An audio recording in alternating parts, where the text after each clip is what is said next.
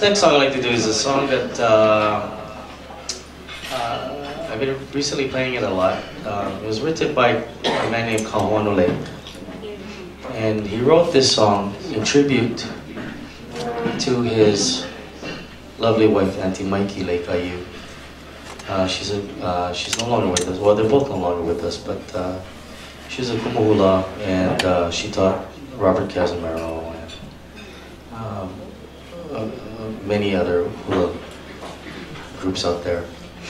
And he wrote it comparing her to the goddess of Pololo Valley. And the goddess's name is Lililehua. So here's a song called Pua Lililehua.